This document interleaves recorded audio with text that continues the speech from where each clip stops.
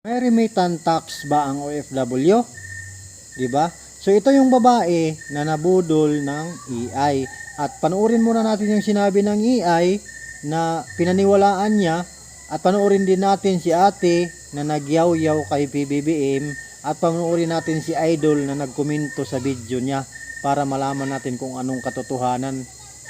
Binabantayan ni BBM ang remittance ng mga OFWs dahil daw sa gulo sa Middle East. Buti pa ang remittance binabantayan, pero ang mailigtas ang mga kababayan natin sa nangyayaring gera sa Middle East, hindi maaksyonan. The best president, Kupa. Putang ina. Putang inang presidente na to. Nakakagigil siya. Wala siyang pakialam sa mga Pilipino dito sa Middle East. Ang sabi niya, bahala na kami kung saan kami magtatago. Bahala na kami kung gusto namin iligtas ang aming sarili o hindi. Pero may pakialam siya, binabantayan niya ang remittance ng mga OFW na papasok sa Pilipinas. Oh, kasi wala na siya manakaw. Putang ina. Yung diputa, kaninong nanay to, pakiligpit ng aswang na to. Kung kailan tumanda yung diputa, yung naging paurong yung utak niya. Sa katandaan siguro nito, pati utak natutuyo na. Ayaw-yaw ka sa pangulo, putang ina, pangulo na to. Mas putang ina ka, imaginin mo matanda ka na, naluloko ka pa. Hinihingi ko sa inyo yung source, hinihingi ko sa inyo yung article kung saan galing yan. Kasi kami, hindi namin narinig sa bunganga ng Pangulo na nagsabi siya na nag-aantay siya ng remittance ng Pilipino. Ngayon, saan galing article mo, gaga? Sa mga kauri mo din. Gumawa sila ng article nila tapos naniwala ka din.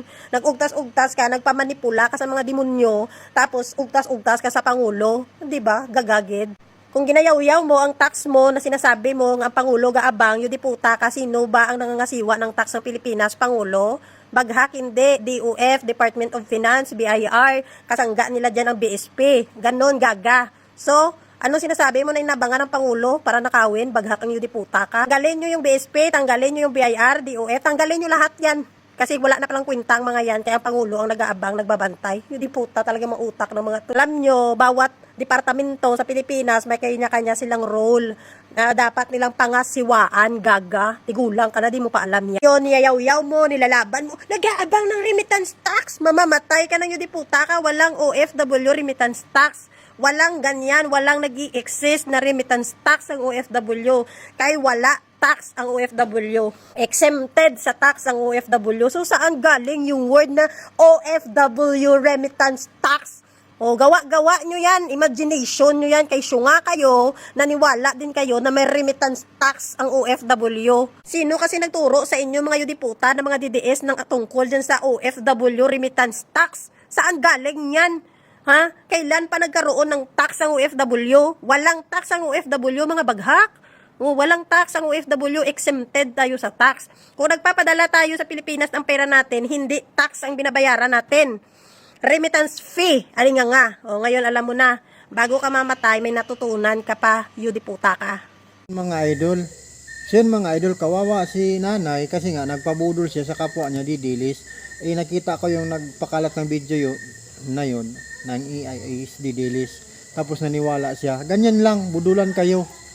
So yung kawawa dyan, si nanay kasi nakakahiya yan. Kung nanay ko yan, pagsasabihan ko talaga yan, nanay, ba't nagmumura sa Pangulo na lahat ng sinabi mo hindi yan totoo? Hindi kayo pinabayaan ni PBBM. Hindi nyo lang alam kung ano mga ginagawa niya, mga hakbang niya para kayo maligtas. Pero yan pa ang mga sinasabi nyo. Nagpapaniwala kayo sa mga didilis na naninira kay PBBM. Yan ang napala ninyo na pahiya kayo. So yun mga idol, tandaan, gumamit tayo ng utak. Pag-isipan natin ng tama para hindi tayo mapahiya. So yun mga idol, ingat palagi. God bless.